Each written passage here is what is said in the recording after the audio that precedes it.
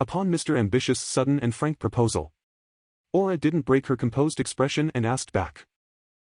That sounds intriguing. What does your sister say on that matter? I am the head of the Gian family. Puyol tilted his head puzzled on Aura's question. Practically, he was not mistaken. Aura realized that she had steered the topic in the wrong direction and strived to adjust it while keeping a composed smile. Certainly. However, my husband only came to this world recently and has not settled in yet, both emotionally and physically.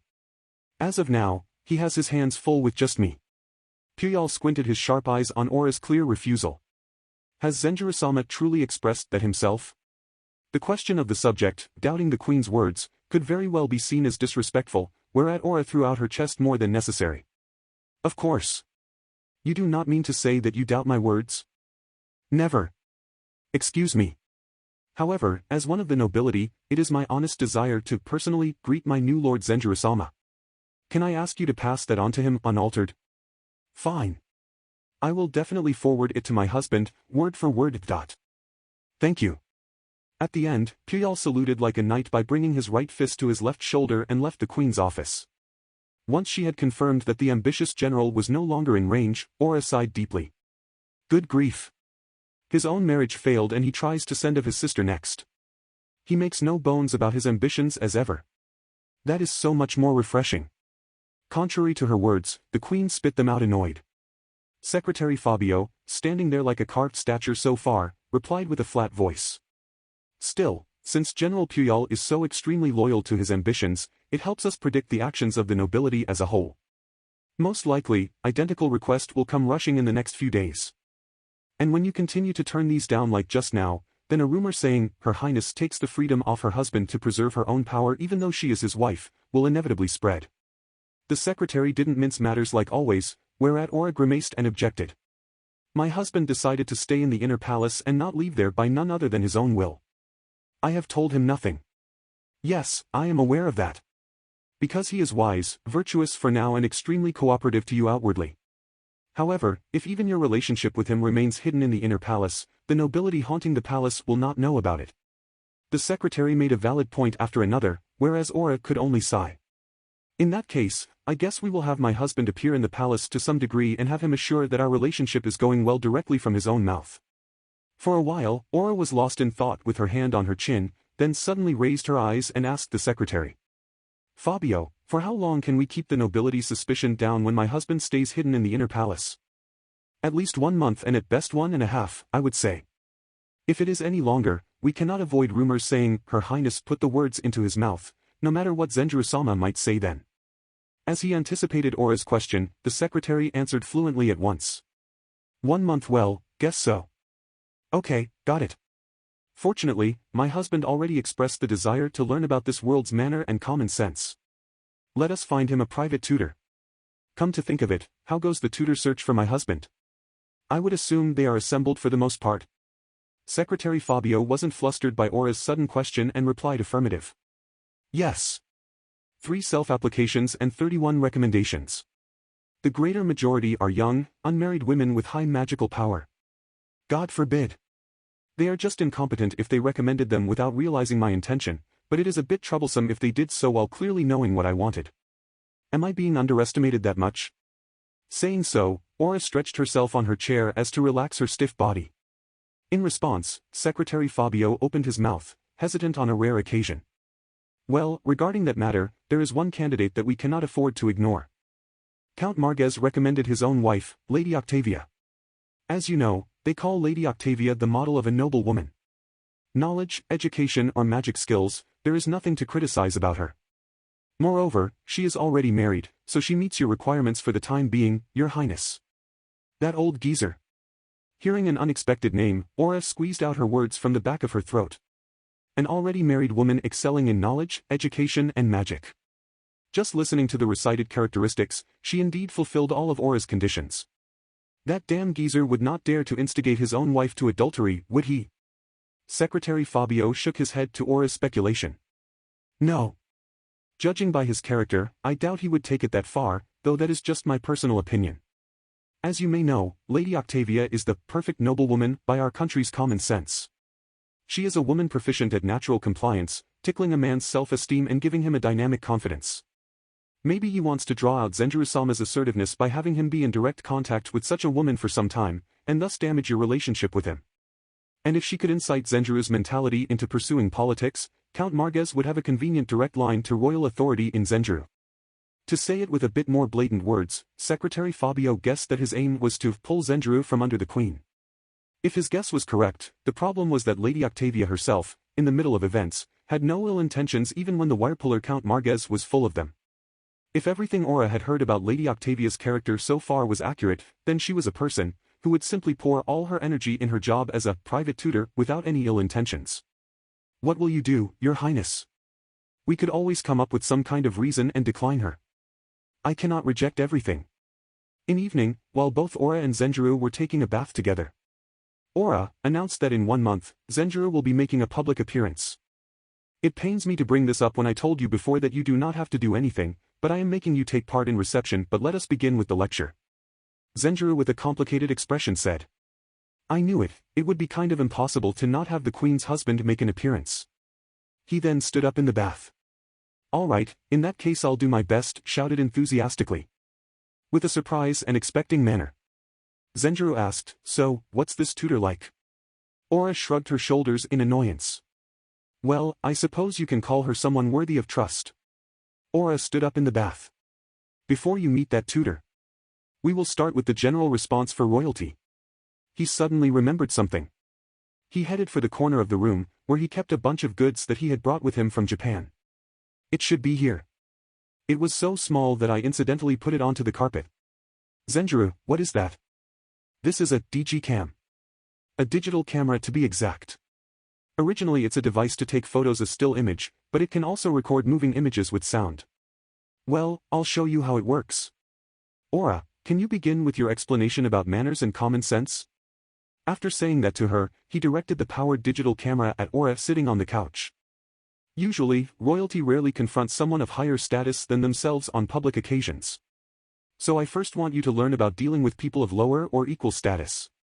Basically, you start with approaching the lower-ranking ones. Typically, they are. Zenjiro kept filming Aura, who continued to explain the manners with demonstrations with the digital camera. Good, thanks, Aura. Now I just have to check if it turned out alright. Sorry, it's hard to explain with words. Give me a second. I am not sure what is going on, but this is a tool from your world, too? Aura had appeared behind Zenjiro at some point as he was tampering with the computer, and looked at the screen over his shoulder. Saying so, Zenjiro opened the video file directly from the SD card. Several seconds after he used the mouse to click the desired file, the computer display showed a fascinating beauty with red hair and light brown skin, standing in the middle of a familiar room while speaking and gesturing with her hands. Oh, what a surprise! Is that me? The words are the same what I told you just now, too. How does this work? I have never seen something like this before, not even amongst the magical tools from the Twin Kingdom. Impressed, Aura asked Zenjiro, but he was in no situation to answer. After all, he had received an even greater shock than Aura, who saw a video for the first time in her life. What the? The words spoken by Aura on the screen only sounded like an incomprehensible, foreign language to him. He couldn't understand the speech from the recorded Aura. After Zenjiro confessed this shocking truth, Aura inclined her head and asked puzzled. In other words, this tool can pick up the sound, but not the soul of words? In fact, I do not feel any magical power from it. Ha! Soul of words? Yes. Each country or race uses their own language. On our southern continent alone, we already have completely different languages for the north, south, west and east, but we do not have any trouble communicating with each other. The reason is that the soul of words is inherent in the utterances, which a number of people perceive as the same. In this world, this is such a common part of general knowledge that people are not even conscious of it, so I never even felt the need to explain it until now, but you seem to require an explanation. The soul of words is only inherent in the exact utterance with a common perception itself. Your own will does not affect it. I see, but why couldn't I understand the recorded words just now? They are correctly reproduced, no? I presume it is because that tool has no magical power. All of us are not conscious of it when we usually use it, but the mutual understanding from the soul of words consumes a bit of magical power. So that soul of words does not work for magic-less utterances, even if the utterance is reproduced exactly. Ah, right. Reminds me, I don't have seen any writings of this world yet. Hey, can you write something for me? Jumping at the chance, Zenjirou passed Aura a ball pen and a copy paper that were placed near the computer. Oh, that is some rather white and thin parchment. And this quill has a strange form as well. Where is the ink? And that pen is called a ball pen and you can write with it just fine when you press it down. The ink is inside of it. Oh. Now that is convenient. You save a lot of time without dipping it into the ink and above all, it is so easy to write onto this thin paper without tearing it or getting stuck. I bought a dozen of these ball pens, so you can have one or two if you want. Aura accepted Zenjirou's offer with a smile. Why, thank you. I will gladly take them. Before long, Aura had written 30 different symbols that he had never seen before, onto the copy paper and showed it to Zenjirou. Okay, since I only have to learn these 30 letters, it seems easy. Though the trick is to learn the sentence structure afterwards. But I guess it would be more useful to learn numbers first. Aura, while we're at it, can you write down the numerals of this world, too? However, Aura's reaction was far beyond his expectation. Numerals? You mean writing down numbers? I would say it takes a lot of effort to learn the numbers without preparation. Saying so, Aura carefully started to write on a new copy paper. This is 1, this 2, and this one 3. I believe it is better if you only learn up till 10 for now. Zenjirou unconsciously fell silent and looked at what Aura had written. For each number, she had linked various letters into one word. Just like writing 1 as 1, 2 as 2, and 3 as 3 in the English alphabet. Don't tell me this world doesn't know of numerals. For a moment Zenjirou feared as much, but thinking about it wasn't all that unbelievable. In Japan too they calculated rather complicated with the help of Chinese numerals, sliding rules or abacuses in the past before Arabian numerals were introduced. Numerals? You mean special characters for the numbers? Now that is intriguing. What is the advantage of having something like that? Aura asked curious, whereat Zenjirou spontaneously explained the benefits of numerals with passion after having pulled himself together. Yeah, first off, it's easy to learn. With the decimal numbers, you only have to remember 10 characters, the 0 included, and you can write any number, be it ever so big. And when you remember the 4 symbols too, anyone can do the 4 basic arithmetic operations in 2 or 3 years. At some point, Zenjirou had forgotten the restraint of not contributing any noticeable influence as much as possible he had set for himself before coming to this world and passionately explained numerals. This earned him the appreciation from Aura, who was surprised and amused at the same time. It's okay. Don't worry about that. I brought all this stuff because I wanted to use it myself anyway, and from the beginning, I was prepared to learn its culture and customs to some extent as to settle down in a country different from my birthplace. On the other hand, Zenjirou's words were genuine as well. Even if Aura had promised him that he would have nothing to do, he never considered it very likely that he would actually live like an indoor pet, doing nothing but eat, play, and sleep all day. Looking at the history of Earth, it was normal even for reclusive individuals like royal concubines to appear at official events. Taking that into account, Zenjirou considered it inevitable that he would have to learn manners and history of the country to some extent as not to embarrass the royal family. Besides, business hours in this world were affected by the setting sun, so that tasks here were nothing compared to his salaryman days, where he considered himself lucky when he was able to return home before the date changed. Hey, Zenjirou. Is there anything inconveniencing you? I know that you are refusing to get in contact with others because you properly understand my standpoint. And it is a fact that you are helping me with that. By the way, the attendants working in the inner palace, like the waiting maids or exclusive cooks, evaluated Zenjirou extremely favorable as of now. Aura perceived her husband from a different world as someone that was too mindful of others and had the habit to stifle his own desires. Aura perceived her husband from a different world as someone that was too mindful of others and had the habit to stifle his own desires. Aura said that with a gentle smile, which fueled Zenjirou's love for her, but at the same time, his prankish nature, too. Zenjirou approached Aura on the couch, called out to her jokingly and jumped at her. Okay, if you insist, repay me with your body. Aura instantly figured out her husband's intention as he jokingly flung himself at her, and spread her arms to accept him. She properly caught him and embraced him tightly. Fine. However, the essential reaction of her husband was different from what she had expected. What is the matter, Zenjirou?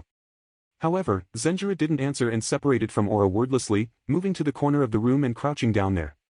Zenjirou? Why are you poking the carpet in the corner of the room with a gloomy expression? Well, it's not like I went all out. No, really, I didn't jump with all my might.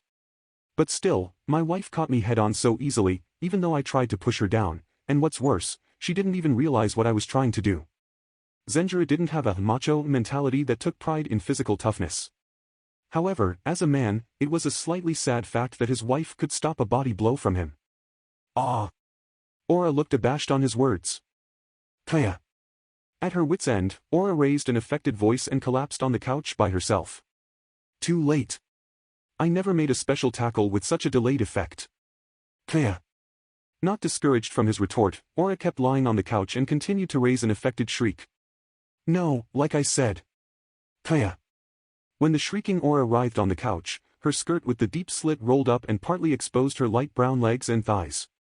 He was used to the sight, as he saw it every night, but it was nevertheless delicious. In the end, Zenjirou accepted the delayed effect from the tackle and threw himself at the fallen Aura. After the workout on the couch, Zenjirou sat in front of his computer in a pair of fashion trunks, whereas Aura, wearing small shorts and a towel around her neck, stood at an angle behind him. A bundle of dragonskin parchment sat next to the computer. The taxes from last year of the Karpa Kingdom were recorded on them. The tax documents basically only consisted of places, names, and values, so it was most suitable to learn the letters and pronunciation of this world, or so claimed Aura. Zenjirou recorded how Aura read out the words written on the parchments, and wrote it into a spreadsheet on the computer. While Aura was looking at the printouts, Zenjirou directly read from the spreadsheet on the computer display. Aura, listening with nods and agreeable responses, pointed out any mistakes with pronunciations or numbers. Ah, this one does not read as Viscount Bonija, but Viscount Bonilla. Okay, LLA, not ja. When the reading lesson with the tax documents ended before long, Aura expressed a question she suddenly thought of in the end. Hey, Zenjirou. Why are some numbers written in red and some in blue? Zenjirou answered Aura's question with a rare profound smile. Yeah, the different colors make it easier to understand when the calculated value from the program varies from the value on the tax documents. The red color indicates a shortfall compared to the calculation, the blue color a surplus. Oh ho! Aura raised a quiet voice with an inexpressive face in response to Zenjirou's answer.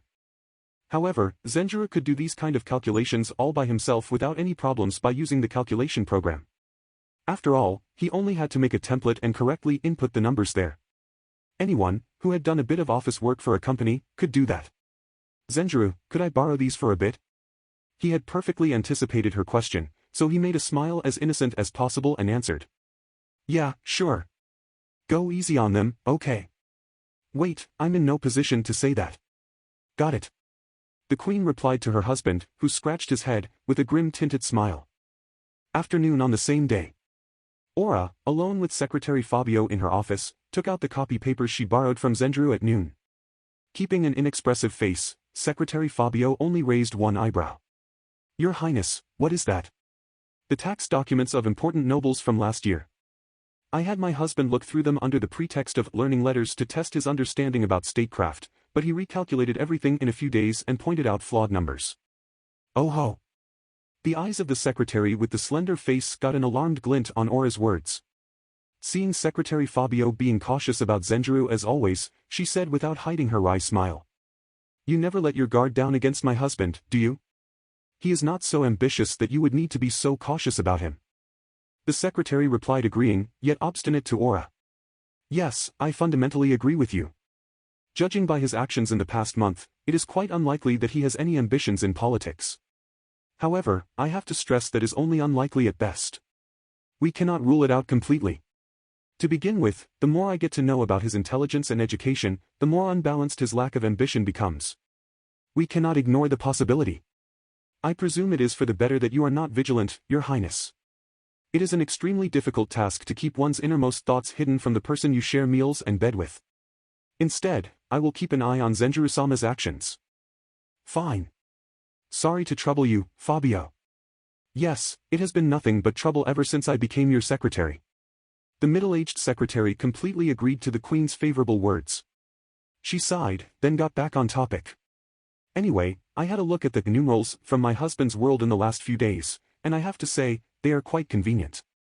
I believe it would be rather beneficial if we implement them in some kind of way. The calculations Zenjirou did with the numerals for these tax documents were far more suitable for an immediate benefit than the numerals itself. Marquis Bervides, Baron Kalunga, Feudal Knight Dovino and Feudal Knight Gomez. The discrepancy in their tax documents is especially intolerable. Your Highness, even if the numbers are incorrect, it is a precedent we have overlooked so far. It could trigger an outburst when you suddenly put pressure on them. I know.